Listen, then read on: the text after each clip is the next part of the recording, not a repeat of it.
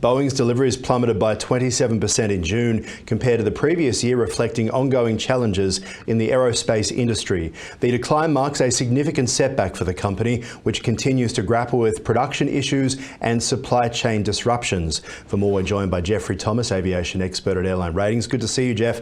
Talk to us about Boeing's deliveries. Are they down because they can't make the planes due to issues, or is it because airlines right now don't want to deal with Boeing?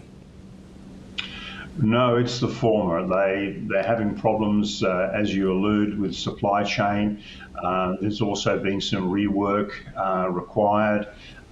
So there's been a host of problems they're grappling with. Their backlog is over 5,000 aircraft, and airlines are in fact desperate to get hold of the 737 MAX. The Dash 7 to be certified, the Dash 10 to be certified, and then of course the 777X to be certified, and 787. So, you know, all of those aircraft are winners in their segment and in high demand. It's a matter of getting some issues sorted, and I think they're getting a long way down the track of getting them sorted. What do you think that Boeing's doing to try and reassure airlines at the moment? It has been such a difficult, well, you can't just say year, it's been a few years now. It was meant to be Boeing's comeback year. Look, yes, there's two sides to this, Aaron, as you probably realised. You've got the public perception, the tabloids that have ripped into Boeing at every opportunity.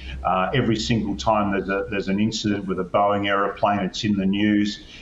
They totally ignore Airbus, and the reality is there's just as many incidents with Airbus aircraft as there are with Boeing aircraft. But within the industry itself, there's a very good understanding of the problems, although they're frustrated. People like Tim Clark is frustrated. But there's great confidence in Boeing and Boeing's ability to deliver a really good product. So there's two sides to this debate. There's the industry side that knows what's going on, and then there's the public perception. Now, with the public perception, that's going to take time to rectify that. But within the industry, there's big support for Boeing.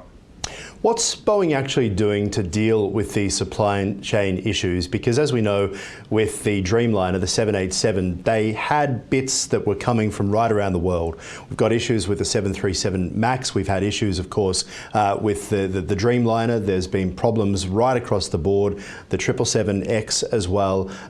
Is this because of supply chain? Is it because back in 2005 they decided to send everything away from Seattle, and now they're dealing with it on the other end?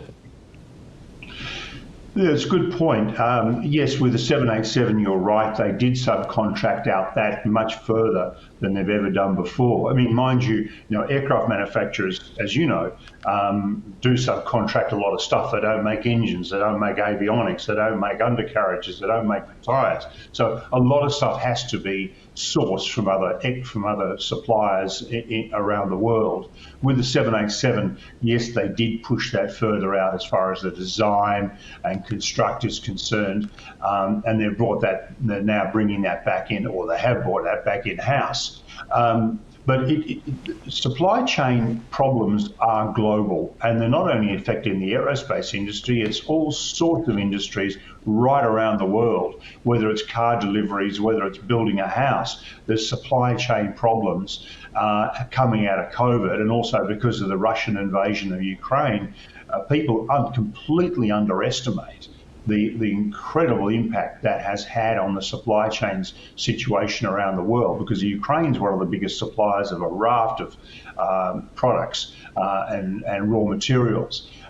So they are slowly getting it under control, just as Airbus are, because Airbus is running late too with the A350s for Qantas for their Sunrise project. They're 6 months late, 7 months late because of supply chain problems. So it is a universal problem, and it's going to take some time. I think it'll be late next year before they actually get it under control. Yep, and we'll wait to see whether buying Spirit Aerosystems, which they once owned, of course they sold, whether or not buying that will help to fix that as well. Geoffrey Thomas, always appreciate your time here on Ticker. Thank you. Pleasure.